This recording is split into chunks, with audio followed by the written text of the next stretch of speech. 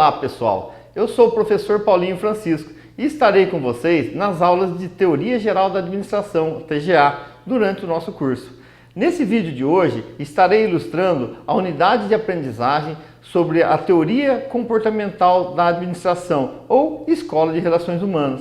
Quero convidá-los a mergulharem em uma experiência vivida no século passado entre os anos de 1927 e 1932 por Elton Mayo e sua equipe em uma fábrica no bairro de Hawthorne, em Chicago, nos Estados Unidos. Vale ressaltar que a partir dessa experiência teve início a teoria comportamental, ou simplesmente teoria das relações humanas, onde foi possível identificar e compreender os aspectos relacionados à afetividade dos operários, bem como as necessidades humanas. Estão prontos? Então vamos nessa!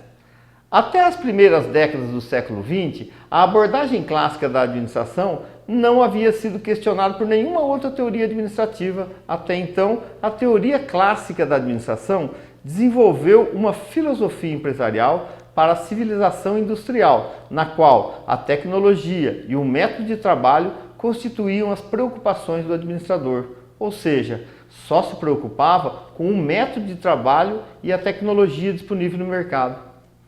Porém, em 1924, a Academia Nacional de Ciências dos Estados Unidos fez uma pesquisa para medir ou correlacionar a produtividade e iluminação do local de trabalho. Um pouco antes da realização dessa pesquisa, Elton Mayo, psicólogo e sociólogo americano, havia realizado uma pesquisa em uma fábrica têxtil, onde havia uma alta rotatividade de pessoal, algo em torno de 250% ao ano. Mayo contratou uma enfermeira, deixou os operários decidissem sobre o horário de produção e introduziu um intervalo de descanso, pois naquela época, nos Estados Unidos, não havia regulamentação trabalhista. Em pouco tempo, ele percebeu um espírito de grupo, a produção aumentou e a rotatividade pessoal, ou turnover, diminuiu.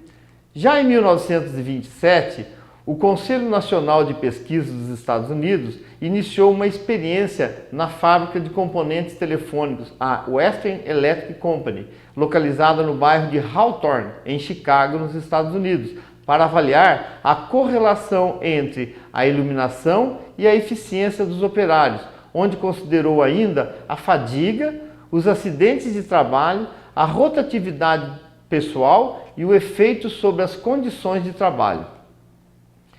A eficiência foi medida com base na produtividade, ou seja, quais os impactos a iluminação traria para a elevação ou redução da produtividade.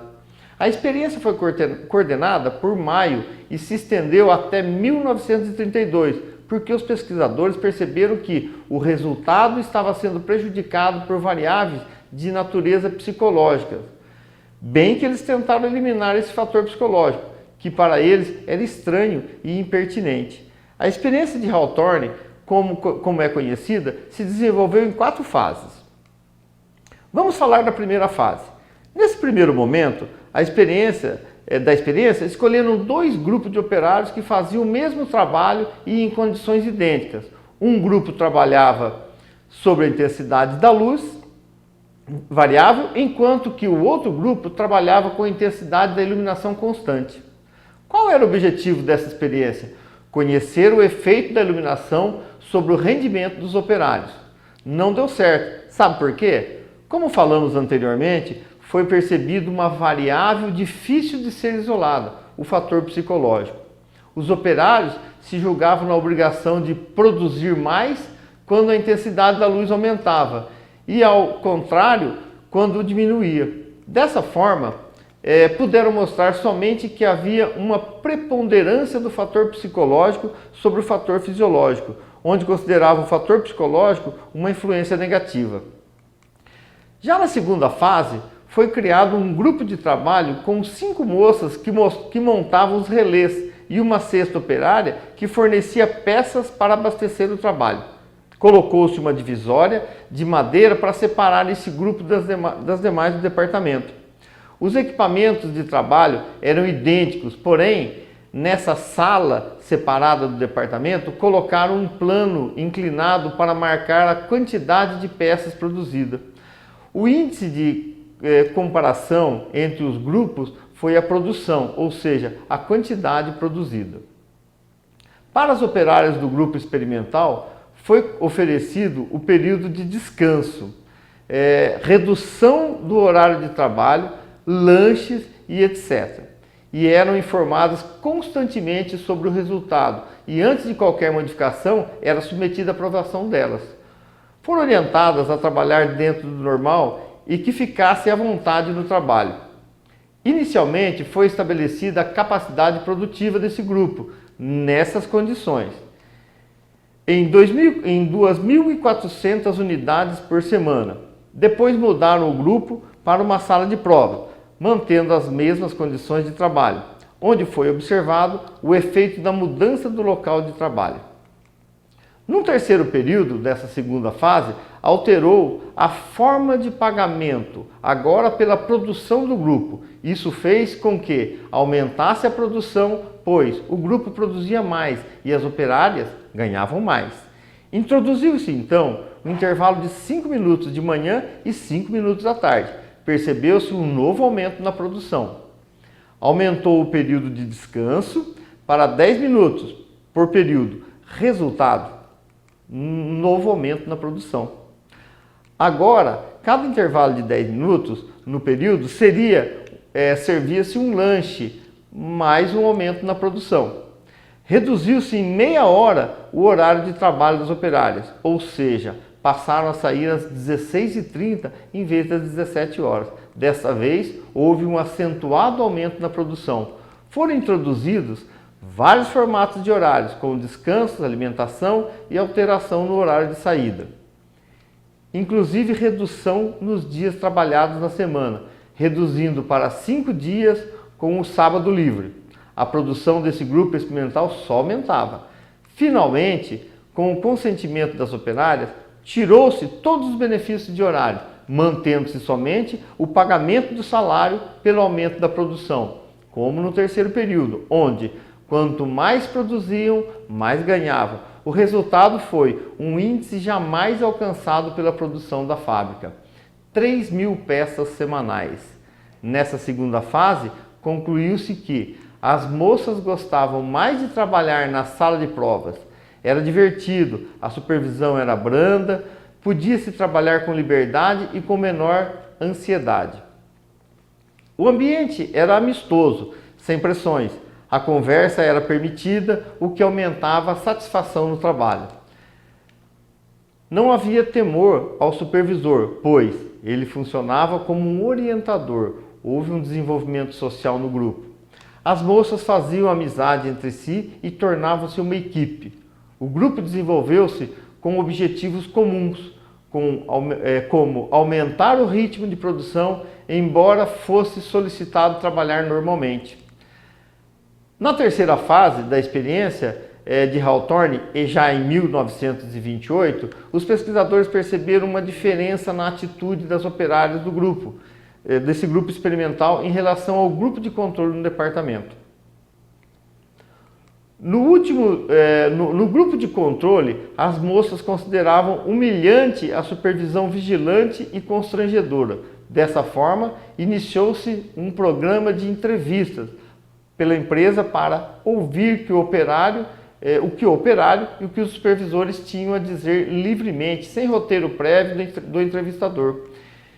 Entre os anos de 1928 e 1930, foram ouvidos mais de 21.000 empregados na empresa. A empresa possuía mais de 40.000 empregados. Com essa organização informal, vamos dizer assim, os operários se mostraram unidos num laço de lealdade. Mas se algum operário se mostrar leal à empresa, acaba trazendo tensão, conflito, inquietação e descontentamento. O resultado dessa terceira fase levou os pesquisadores a estudar esse fenômeno ocorrido na terceira fase, a uma nova fase de experiência. Vamos entender essa quarta fase? Nessa quarta fase, foi escolhido um grupo experimental para trabalhar em uma sala idêntica às condições de trabalho do departamento. Dentro da sala ficava um observador e fora dela um entrevistador. O objetivo dessa experiência era analisar a organização informal dos operários. Os operários recebiam por salário hora. O que significa isso? De acordo com a produção total do grupo, os operários recebiam um determinado valor por salário hora. Se houvesse uma interrupção na produção, receberiam somente o valor mínimo por hora. Caso a produção aumentasse, recebiam valores acima daquele salário hora, determinado de acordo com a produção. Depois de um determinado tempo de observação, percebeu-se que os operários diminuíam seus ritmos de trabalho ao julgarem ser sua produção normal, passando a ter um sentimento de solidariedade grupal. Assim que percebiam um companheiro trabalhando mais rápido, pressionavam para que ele se estabilizasse sua produção, acusando-o de delator e punindo simbolicamente. Essa quarta fase permitiu um estudo das relações entre a organização informal dos empregados e a organização formal da fábrica. A experiência de Hawthorne proporcionou o delineamento dos princípios básicos da Escola de Relações Humanas e tiveram as seguintes conclusões. O nível de produção é resultante da integração social no grupo de trabalho. B. O comportamento social dos empregados, o comportamento do indivíduo se apoia totalmente no grupo, ou seja, ele reage como um membro do grupo e não isoladamente. C. Recompensas e sanções sociais.